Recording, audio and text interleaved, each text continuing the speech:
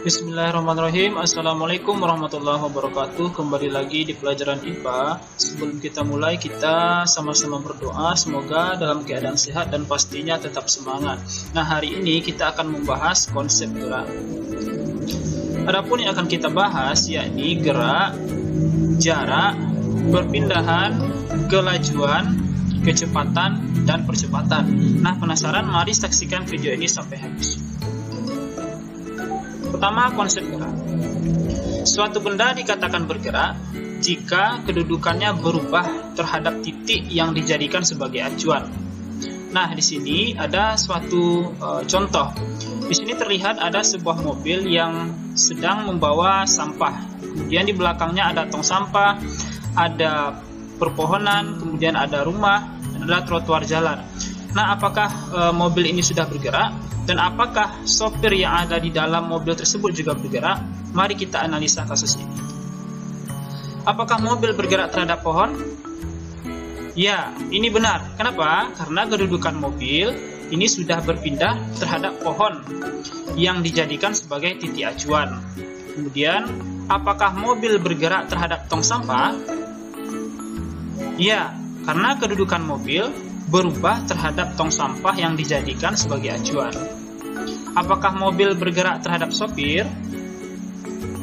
Nah, tidak. Kenapa? Karena kedudukan mobil tidak mengalami perubahan terhadap sopir yang dijadikan acuan.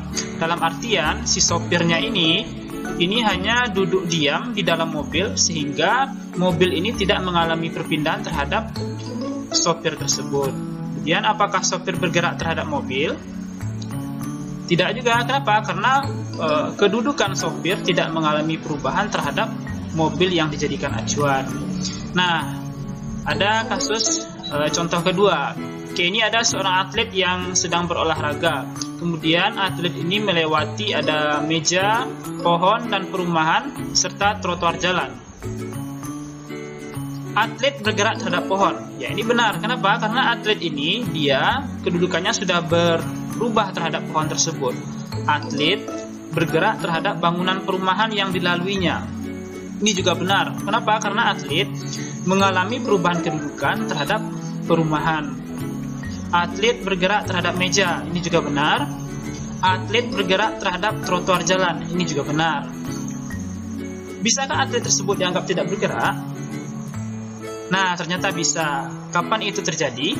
Atlet dikatakan tidak bergerak jika yang dijadikan acuannya adalah sepatu atau baju yang dipakainya, karena atlet tidak mengalami perubahan kedudukan terhadap sepatu atau baju yang dipakainya tersebut yang dijadikan sebagai acuan. Nah, dengan demikian gerak itu dikatakan bersifat relatif. Artinya suatu benda bisa dikatakan bergerak, bisa dikatakan diam, tergantung titik acuan yang kita pilih. Nah, semoga Anda bisa memahami konsep gerak. Selanjutnya, konsep jarak dan perpindahan. Di sini kita harus bisa membedakan apa bedanya jarak dengan perpindahan. Jarak merupakan panjang lintasan yang ditempuh benda saat bergerak dan kemudian termasuk besaran skalar. Perpindahan merupakan perubahan kedudukan benda dari kedudukan awal ke kedudukan akhir dan termasuk besaran vektor. Artinya dia itu memiliki nilai dan memiliki arah. Nah, biar lebih paham, mari kita lihat contoh berikut. Tentukanlah jarak dan perpindahan yang dilalui Doni.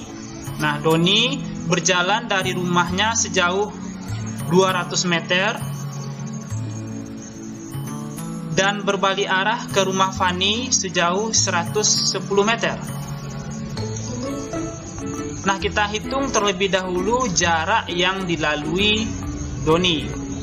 Jarak merupakan panjang lintasan, sehingga yang dilalui oleh Doni adalah dari rumahnya ke pasar 200 meter, dari pasar ke rumah Fani 110 meter, sehingga tinggal kita jumlahkan.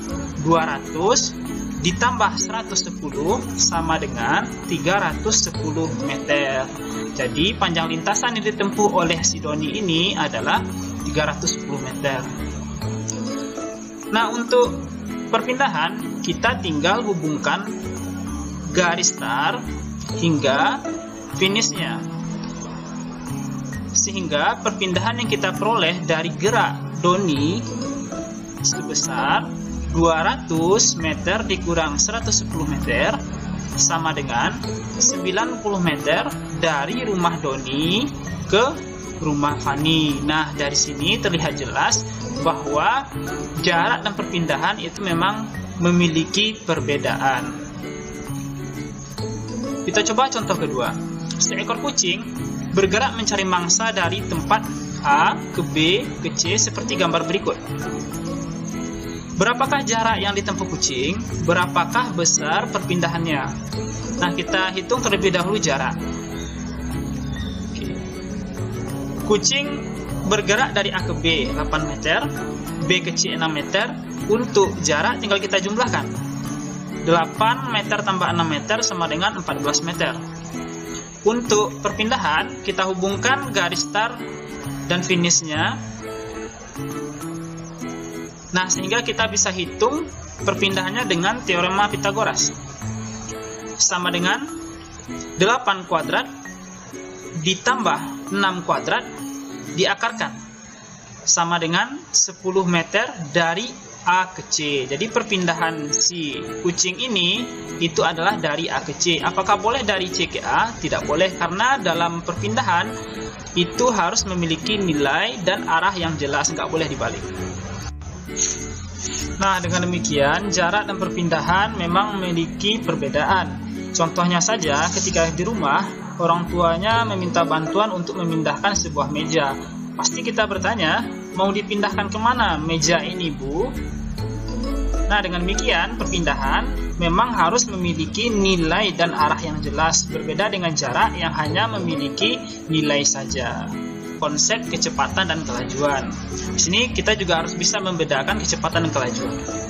Kecepatan merupakan perpindahan gerak benda tiap waktu. Nah, kecepatan ini disimbolkan dengan V, atau boleh juga kita rumuskan delta S per T. Kelajuan merupakan jarak yang ditempuh benda tiap waktu. Nah, kelajuan ini dia termasuk besaran skalar, berbeda dengan vektor. Kalau kecepatan ini vektor, tetapi kalau kelajuan ini skalar, artinya kelajuan ini dia tidak memiliki arah, dia hanya memiliki nilai. Nah, untuk lebih paham, mari kita lihat perbedaan antara kecepatan dan kelajuan ini pada contoh berikut. Sebuah mobil bergerak dari A ke B sejauh 100 meter dalam waktu 5 detik. Jika kemudian mobil mundur sejauh 20 meter hingga berhenti di C dalam waktu 3 detik seperti gambar, tentukanlah kelajuan rata-rata mobil dan kecepatan rata-rata mobil. Nah, untuk menjawab soal ini, kita terlebih dahulu harus menghitung jarak yang ditempuh oleh mobil. Mobil bergerak dari A ke B 100 meter, B ke C 20 meter, sehingga jarak yang dilalui mobil adalah 100 ditambah 20 sama dengan 120 meter. Untuk perpindahan kita hubungkan dari A ke C, sehingga kita peroleh perpindahan mobil sama dengan 100 dikurang 20 sama dengan 80 meter. Nah, kemudian barulah kita bisa memasukkan kebersamaan. Nah, waktunya di sini 5 detik tambah 3 detik sama dengan 8 detik. Nah, untuk kelajuan rata-rata itu sama dengan jarak dibagi waktu tempuhnya. Nah, jarak yang dilaluinya 120, waktu 8 kita bagi sehingga kita peroleh hasilnya 15 meter per detik. Untuk kecepatan rata-rata kita bagi perpindahan dengan waktunya. 80 dibagi 8 sama dengan 10 meter per detik. Nah, dari sini terlihat jelas memang antara kelajuan dengan kecepatan itu memiliki perbedaan. Contoh soal kedua. Wawan berjalan ke timur sejauh 4 meter dalam waktu 5 detik. Kemudian berbelok ke utara sejauh 3 meter selama 4 detik dan berhenti. Kelajuan rata-rata dan kecepatan rata-rata Wawan adalah, untuk menjawab soal ini kita perlu mengetahui arah mata angin. Wawan itu berjalan ke timur 4 meter, kemudian berbelok ke utara 3 meter, sehingga jarak yang dilalui si Wawan tinggal kita jumlahkan. 4 meter ditambah 3 meter, 7 meter. Waktu yang digunakan Wawan selama perjalanan 5 detik, kemudian 4 detik kita jumlahkan, sehingga kita peroleh 9 detik. Untuk perpindahan Wawan, kita hubungkan garis lurus dari start hingga finish, sehingga kita peroleh perpindahannya dengan menggunakan rumus Pythagoras. 4 kuadrat ditambah 3 kuadrat diakarkan, sama dengan 5 meter ke timur laut. Nah, kemudian baru kita bisa mensubstitusikannya ke persamaan kecepatan dan kelajuan. Kelajuan rata-rata Wawan, jarak per waktu 5 dibagi 9 sama dengan 0,56 meter setiap detiknya. Untuk kecepatan rata-rata Wawan, perpindahan per waktu 7 dibagi 9 sama dengan 0,78 meter setiap detiknya. Nah, dari contoh ini terlihat jelas bahwa kecepatan dan kelajuan ini memang sangat berbeda. Bagaimana dengan speedometer yang ada di motor? Apakah itu kecepatan atau kelajuan? Nah, itu bukanlah kecepatan tetapi kelajuan, karena dia hanya memiliki nilai namun tak punya arah. Nah, yang terakhir pembahasan kita yakni percepatan. Percepatan merupakan perubahan kecepatan gerak benda tiap waktu. Nah, percepatan ini disimbolkan dengan A sama dengan delta V per T, atau juga boleh VT kurang V0 per T. A itu merupakan percepatan, delta V perubahan kecepatan, T waktu, VT kecepatan akhir, V0 kecepatan awal. Nah, dalam menyelesaikan kasus ini, jika seandainya nanti VT-nya ini dalam meter per sekon, maka T-nya juga harus dalam sekon. Jika V-nya ini dalam kilometer per jam, maka T-nya nanti juga dalam jam, harus sama. Nah, di sini yang harus diingat, percepatan bisa bernilai positif, bisa bernilai negatif. Percepatan bernilai positif jika kecepatannya bertambah, berarti geraknya dipercepat. Percepatan bernilai negatif jika kecepatannya berkurang. Nah, percepatan yang bernilai negatif ini disebut dengan perlambatan. Nah, kita lihat contoh soal berikut. Sebuah mobil yang awalnya bergerak dengan kecepatan 10 meter per detik, menambah kecepatan menjadi 15 meter per detik dalam waktu 5 detik. Besar percepatan mobil adalah, nah, dari soal, mobil ini bergerak mula-mulanya dengan kecepatan 10, berarti V0-nya 10. Kemudian kecepatannya menjadi 15 meter per detik, VT 15 meter per detik, dalam waktu 5 detik, T-nya 5 detik.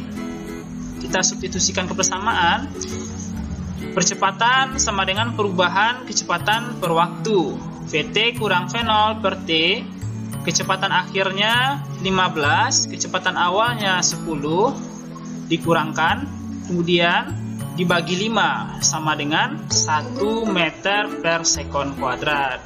Nah, sampai disinilah pelajaran IPA kita hari ini. Semoga bermanfaat. Assalamualaikum warahmatullahi wabarakatuh.